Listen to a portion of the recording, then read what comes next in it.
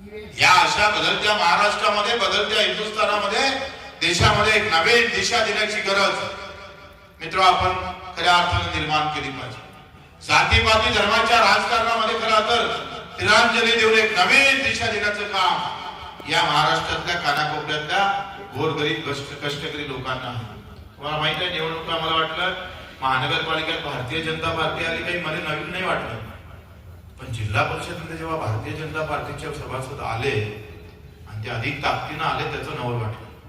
लोक इकडे खाली शिव्या देतात, तिकडे बटन दाबतं कसं ते समजत नाही. याचं संशोधन काय कसं करावं मला समजून लागलं. संताप काय येत नाही तुम्हाला? लोकांना संताप येणं बंद झालंय.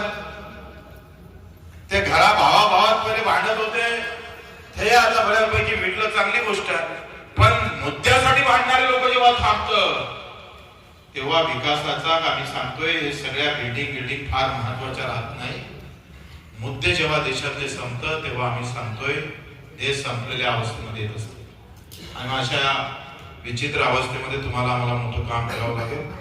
आताच अमेरिकेनं भारतावर मोठा बॉम्ब टाकला, किसान बॉम्ब आहे.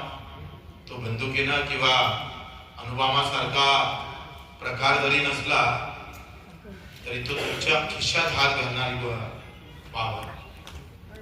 आज प्रत्येकाच्या खिशात अमेरिका हात घालून, पहिले आमचे चोर होते, आता अमेरिका सुद्धा चोर म्हणून इथं आमच्या खिशात हात घालणार. अनेक गोष्टी काम करणाऱ्या कष्टकरी त्या सगळ्या शेतकऱ्याला हे सगळं महापाप माहित नाहीये, पण या सगळ्याचे परिणाम माझ्या शेतकऱ्यावर किती पडन याची चिंता गिंता काही नेत्यांना राहिलेली दिसत नाही. मी भारतीय जनता पार्टीचा सरकार आहे म्हणून नाही बोलत, व्यवस्था आमची बेकार होते म्हणून बोलतोय. त्या व्यवस्थेवर खऱ्या अर्थानं तुटून पडणारी कार्यकर्त्याची गरज असतं, ते संपलेले दिसतं. त्याचं दुःख जास्त आहे. एखादा विषय, एखादं धोरण जेव्हा राबतं विरोधात तेव्हा कोणाचाच आवाज येत नाही. ते धोरण आखणाऱ्यापेक्षा न आवाज करणारी जनता जास्त दोषी असतं. लक्षात ती खऱ्या अर्थानं समोर आली पाहिजे. काल एक चित्रपट पाहत होतोय आणि ते अंतुले बिहार अंतुले मुख्यमंत्री होते आणि तुम्ही कलाकार म्हणून आठवण आली. कोणतरी एक कलाकार अर्ज करतं मला घर नाही आहे आणि तोडीचा एकदम महाराष्ट्रात गाजलेला